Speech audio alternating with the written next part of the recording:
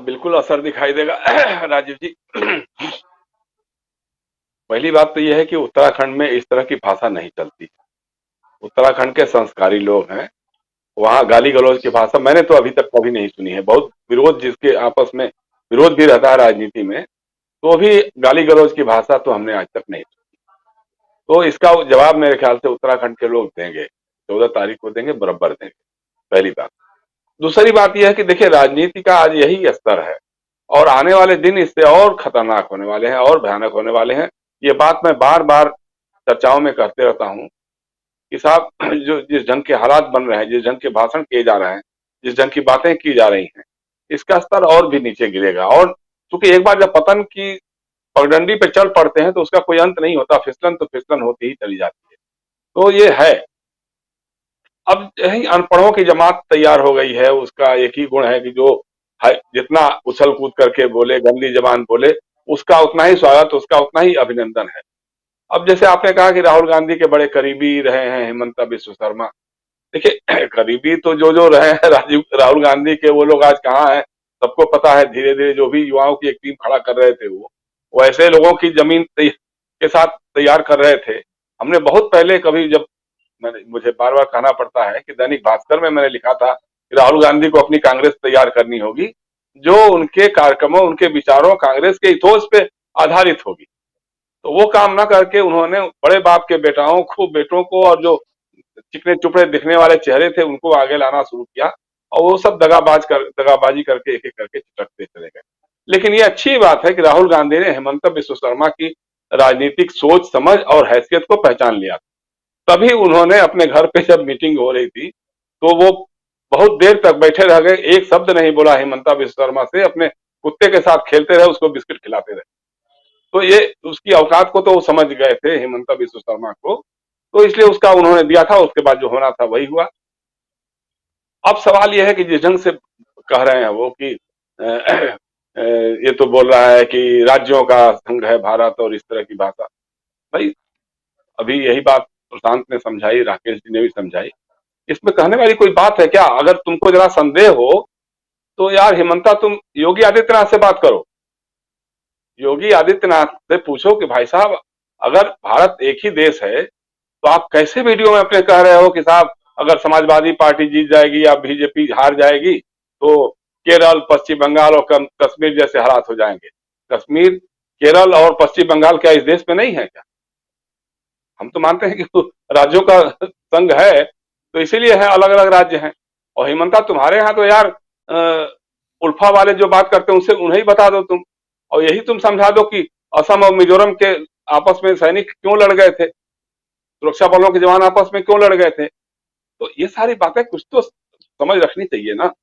अब दूसरी बात यह है कि अब चूंकि हिमंता बिश्व शर्मा को साबित करना है, दिखाना है कि साहब हमारी उपयोगिता है, हम कांग्रेस छोड़ करके आए हैं, भाजपा में हैं, तो जितनी गंदी जबान बोलेंगे, जितना राहुल गांधी या नेहरू परिवार को या राजीव गांधी के परिवार को गाली देंगे, उतना ही हमारी कदर बढ़ेगी, उतना ही हमारा बढ़ेगा, रुतबा बढ़ेगा भारतीय जनता पार्टी की राजनीति में।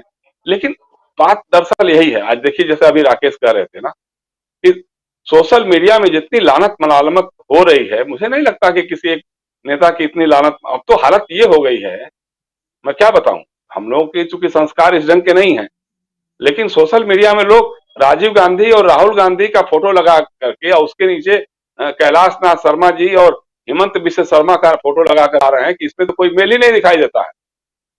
तो हेमंत बिश्व शर्मा को अपनी मां से पूछना चाहिए कि भाई, हम कैलाश जी के बेटे हैं कि नहीं है।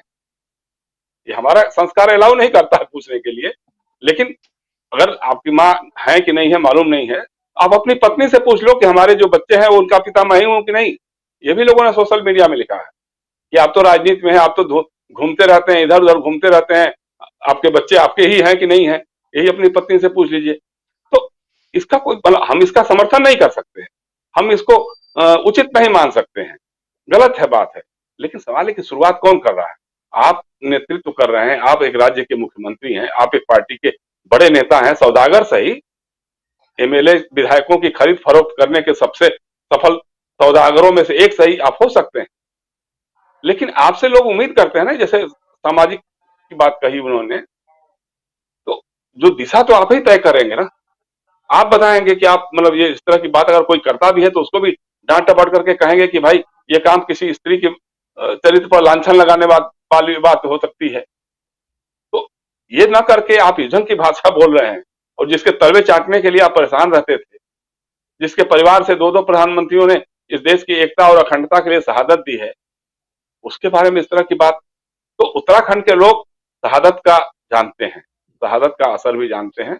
और सच बात यह है कि देखिए, जो चुनावी लहर जिस तरह की चल रही है पांचों राज्यों में, अब तो हम पांचों राज्यों की बात कर रहे हैं, पहले तो हम यही समझते थे कि यूपी और पंजाब की हालत है, उत्तराखंड में बराबर बराबर की लड़ाई है। लेकिन अब जो हालत हो गई है, तो ये बौखलाहट जो है भाषणों में इन लोगों के जो दिखाई दे रहा है, वो बता रहा है कि मामला कहीं कुछ गड़बड़ है। तो अब जितना कुछ बोलिए, कहीं तो किसी बहाने कहीं प्रोवोकेशन हो जाए, कहीं झगड़ा हो जाए, कहीं दंगा फसाद हो जाए, लेकिन हो नहीं रहा है। मतलब प्रधानमंत्री जिस ढंग की भाषा बोल रहे हैं चुनाव सभाओं में जाकर के, उनको याद आ रहा है कि साहब नेहरू चाहे होते तो गोवा 1947 में ही आजाद हो गया होता। मतलब इसका इस चुनाव से क्या लेना देना भाई, पंजाब से गोवा से ये। लेकिन अब वो है, चूंकि बौखलाहट है तो कुछ भी बोल देना। नेहरू को कहीं से किसी बात में भी लेके घुसा देना है कि कहीं ना कहीं नेहरू घुस जाए। अब चूंकि जिन्ना से काम बन नहीं रहा है, पाकिस्तान से भी काम नहीं बन पा रहा है, कोई रिएक्शन ही नहीं हो रहा है। सबसे दुर्भाग्यपूर्ण भाजपा के नेताओं के लिए, हमसे एक दो लोग कह भी रहे थे कि साहब मुश्किल है कि हम लोग बड़ी मुश्किल से तो एक खलनायक तैयार करते हैं, वो खलनायक साला कुछ बोल ही नहीं रहा है। माफ कीजिएगा, जवान से गलत निकल गया सब। तो वो खलनायक कुछ बोल ही नहीं रहा है, उस तरफ से कोई रिएक्शन या प्रोटेक्शन हो ही नहीं रहा है, तो हम करेंगे क्या? हमारी हार का तो सबसे बड़ा कारण यही सब बन रहा है। तो यही बातें हैं, मतलब इसको देखते हुए भाई राजनीति में अभी भी समय है मोदी जी के लिए, अमित शाह जी के लिए, कि कम से कम जो ढंग की भाषा उनके लोग बोल रहे हैं, जो इस तरह की भाषा उनके व्हाट्सएप यूनिवर्सिटी, अमित मालवीय जी का नाम नहीं लेना चाहते थे, हम बता रहे हैं कि अमित मालवीय जी के नेतृत्व में जो व्हाट्सएप यूनिवर्सिटी जो पढ़ा रही है, उस पर थोड़ा सा नियंत्रण रखें, थोड़ा समझें समझाएं कि भाई भाई एक हद तक तो ठीक है, चलो राजनीतिक विरोधियों का विरोध करो, उनके खिलाफ अभियान चलाओ, लेकिन इस निचले स्तर तक जाकर के जिससे मणिशंकर अय्यर की कही हुई बात चरितार्थ होती हो, तो ऐसा कुछ मत करो यार। तुम्हारी बात को लेकर के लोग हमारे ऊपर कहना शुरू कर देंगे, तो इसका तो आपको सोचना ही पड़ेगा ना कहीं से तो एक सीमा रेखा खींचनी होगी और बताना होगा कि भाई इसके आगे नहीं। लेकिन हेमंत बिश्व शर्मा ने उस बहुत सारी लकीरों को पार कर दिया है। अभी तक सही बात है, राकेश जी एकदम सही कह रहे थे कि अभी तक कोई रिएक्शन तक नहीं आना प्रधानमंत्री की तरफ से, जगत प्रकाश नड्डा जी की तरफ से। और सबसे बड़ी बात कि चुनाव आयोग तो मतलब क्या कहा जाए, उस दो आंखों से, एक आंख से नहीं देखने वाला है, वो दो आंखों से, दो कानों से सुनाई दे रहा है। एक कान में उसको सुनाई देती है कि अखिलेश यादव क्या बोल रहे हैं, कितनी बड़ी भीड़ को संबोधित कर रहे हैं, तुरंत एक्शन हो जाता है, तुरंत नोटिस हो जाती है। दूसरी आंख से दिखाई देता है कि साहब मोदी जी की रैली क्या हो रही है, उसमें उनको कुछ भी नहीं नजर आता कि कुछ भी गलत हो रहा है। अमित शाह जी थूक लगा लगा करके पर्चे बांट रहे हैं कोरोना काल में, हमारा चुनाव आयोग देख ही नहीं पाता है कभी भी।